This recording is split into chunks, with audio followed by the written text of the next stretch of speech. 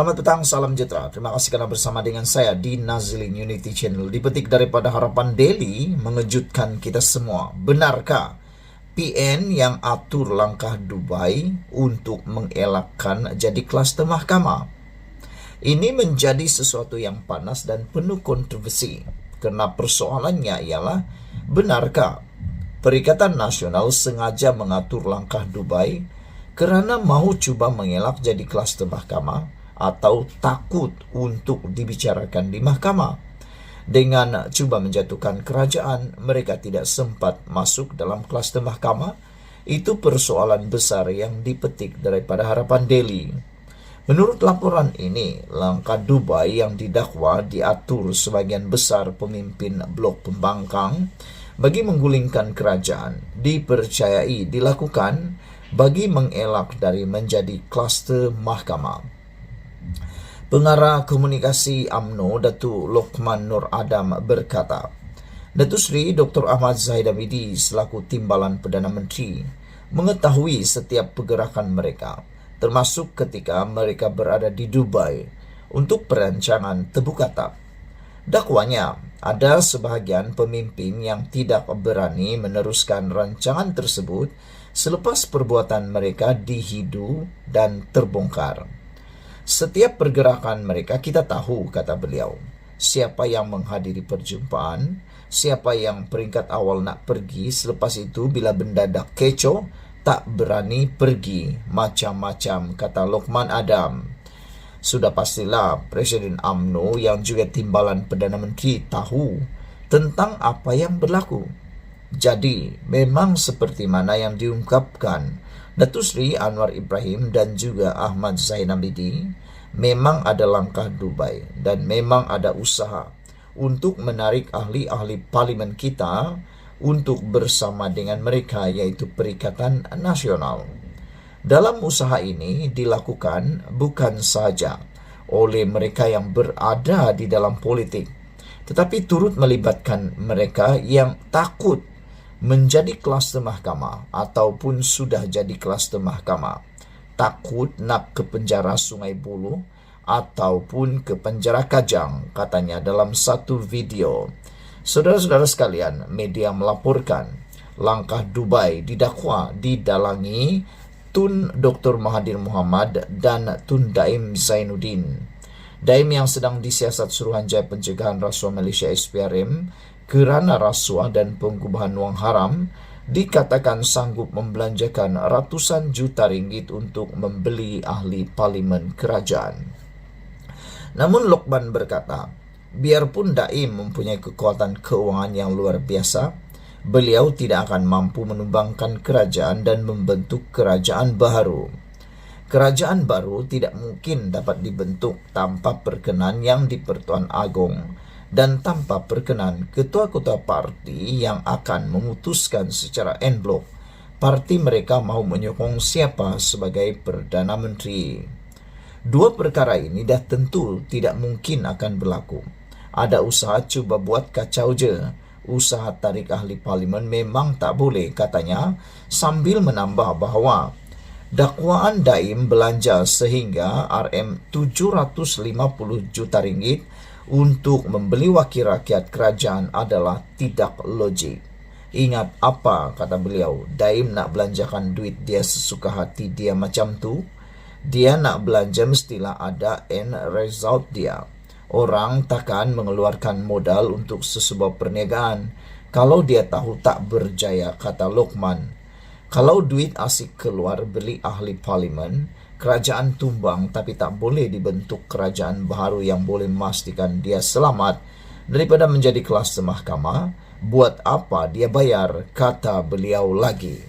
Saudara-saudara sekalian, ini satu pendedahan yang panas, berani, luar biasa daripada Lokman Nur Adam. Sejauh mana kebenarannya terpulang pada anda, sejauh mana kebenarannya kita lihat nanti. Apa pula pendapat kamu? Sekian dulu untuk kali ini, ikuti terus ulasan selepas ini. Selamat petang, salam sejahtera, terima kasih karena bersama dengan saya di Nazilin Unity Channel. Saudara-saudara sekalian, ini satu lagi pendedahan perkara yang paling menarik di dalam perkembangan politik di Malaysia. Hari ini ramai yang mencadangkan supaya JCOM dibubarkan atau dirombak. Akhirnya, ini yang berlaku. Susulan main isu langkah Dubai, pemimpin UMNO gesa JCOM segera dirombak.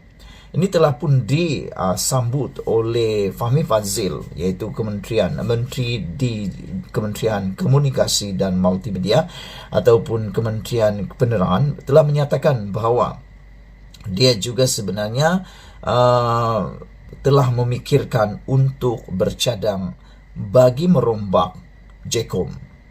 Akhirnya, susulan daripada isu langkah Dubai, pemimpin UMNO gesa JCOM segera dirombak. Apa pula pendapat anda semua? Pada pendapat saya, tindakan merombak JCOM adalah amat tepat sekali.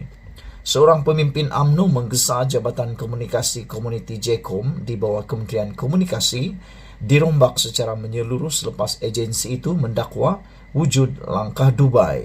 Minggu lalu, Timbalan Ketua Pengarah JCOM Ismail Yusof mendakwa wujud langkah Dubai ketika percutian pemimpin Perikatan Nasional PN di Emirates Arab Bersatu baru-baru ini. Ahli Majlis Kerja Tertinggi UMNO Puad Zarkasi menyifatkan dakwaan Ismail cetek dan menyebabkan kerajaan menjadi defensif. Susulan beberapa nama dalam kerajaan disebut-sebut terbabit dalam gerakan itu. Apa keperluan Timbalan Ketua Pengarah JCOM mainkan isu langkah Dubai? Image JCOM makin merudum. Selepas kontroversi bekas Ketua Pengarahnya Agus Yusuf dan pembantu beliau Abdul Wahab Abdul Qadir Jilani, maka amat wajar JCOM dirombak secara menyeluruh dan dipimpin oleh mereka yang lebih kompeten, katanya di Facebook. Sebelum ini, Ismail dilaporkan mendakwa gerakan menumbangkan kerajaan. Perpaduan pimpinan Anwar Ibrahim di Dubai turut membabitkan tokoh politik veteran berpengaruh yang bergelar tun menggunakan dana asing. Pertemuan itu didakwa bertujuan membahagikan tugas kepada ejen untuk mengenal pasti ahli parlimen yang boleh menukar sokongan kepada pembangkang bagi membentuk kerajaan baharu. Semalam, Timbalan Perdana Menteri Zahid Hamidi dilaporkan berkata, beliau tahu mengenai langkah Dubai sebelum individu terbabit mendarat di bandaraya itu, tetapi enggan mendedahkan nama individu berkenan. Kemarin, Ahli Parlimen Lipis Abdul Rahman Muhammad membuat laporan polis berhubung tuduhan beliau bersubhat dengan pembangkang dalam usaha menjatuhkan kerajaan. Timbalan Menteri Sumber Manusia itu berkata, tuduhan jahat beliau terlibat langkah Dubai sengaja direka untuk menimbulkan polemik dan mencetuskan kegelisahan rakyat, kata beliau lagi. Saudara-saudara sekalian, langkah Dubai masih belum reda lagi tentang isunya. Sejauh mana ia benar masih menjadi persoalan. Namun demikian, seperti yang dinyatakan oleh Sabudin, kata beliau, seakan-akan langkah itu sebenarnya tidak pernah digerakkan pun, cuma fata morgana, igawan dan andaian semata-mata. Apabila pendapat anda semua? Bagi kita, langkah seperti itu tidak perlu disokong dan tidak perlu dilayan. Sekian dulu untuk kali ini. Jangan lupa tinggalkan komen anda. Ikuti terus ulasan dan isu selepas ini. Selamat pagi, salam sejahtera. Terima kasih karena bersama dengan saya di Nazilin Unity Channel. Selepas 1 hari langkah Dubai tular, ini yang berlaku terhadap Anwar Ibrahim. Anwar Ibrahim kata langkah Dubai tak beri kesan kepada kerajaan. Jadi bagi mereka yang mahu memulakan, yang merancang atau yang terlibat secara tidak langsung atau langsung dalam langkah Dubai ini, bolehlah kita kata padan muka. Kenapa? Kerana apapun yang mereka lakukan, seperti yang dikatakan oleh Anwar Ibrahim, ia tak akan beri kesan kepada kerajaan. Juga telah dinyatakan oleh Ahmad Maslan, kalau 30 orang ahli parlimen bersokongkol mengkhianati Anwar Ibrahim, mengalihkan sokongan pun, kerajaan masih lagi di bawah kepimpinan Anwar Ibrahim dan tidak akan tumbang. Jadi bagaimana, di mana celahnya Anwar Ibrahim akan berjaya ditumbangkan? Gerakan mahu menjatuhkan kerajaan digelar Langkah Dubai seperti dilaporkan beberapa hari lalu didakwa tidak memberi kesan kepada pentadbiran kerajaan perpaduan, kata Datuk Seri Anwar Ibrahim. Perdana Menteri mengakui maklumat mengenai gerakan itu dan berpendapat ia tidak perlu diberikan perhatian. Anwar Ibrahim mengakui ada membaca mengenai Langkah Dubai, tapi dia kata kita tak mahu bagi tumpuan di sana. Kita sebaliknya perlu tumpu soal kerja. Itu kerja, yaitu gerakan jatuhkan kerajaan. Mereka bagi saya kata Anwar Ibrahim, tiada kesan, tidak memberikan kesan. Dan yang penting, pada tepat 2 Januari, kerajaan sudah lancarkan satu program penting bagi rakyat. Makna kata Anwar Ibrahim menyindir, mereka masih sibuk mau jatuhkan kerajaan, tapi Anwar Ibrahim masih dapat meneruskan bahkan dengan langkah program penting untuk rakyat. Jadi pihak satu nak tumbangkan, nak menghuru-harukan politik, nak mencuba mencetuskan ketidakstabilan, tapi Anwar Ibrahim pula melakukan perkara yang penting untuk rakyat. Anwar Ibrahim memberi penegasan itu ketika ditemui media selepas meluncurkan pengkalan data utama padu di Pusat Konvensyen Antarabangsa. Hadir sama ialah Timbalan Perdana Menteri Dr. Ahmad Zahid Hamidi. Anwar sebelum itu diminta mengulas mengenai dakwaan terhadap gerakan menjatuhkan kerajaan yang dibuat di Dubai. Dalam pada itu, Anwar turut ditanya sama ada kerajaan pimpinannya masih bertapak di Putrajaya, sementara terdapat gerakan-gerakan yang mau menjatuhkannya. Anwar hanya menjawab ringkas, Alhamdulillah.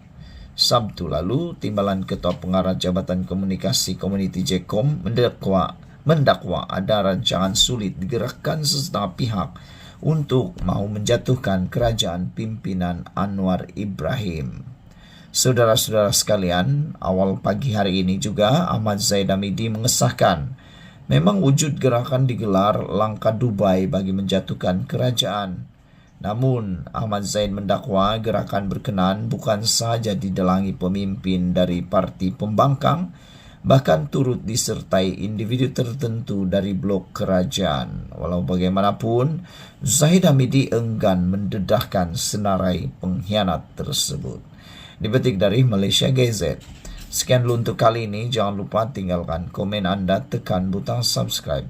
Malaysia kita punya, kita jaga sama-sama cintai Malaysiaku. Bye-bye.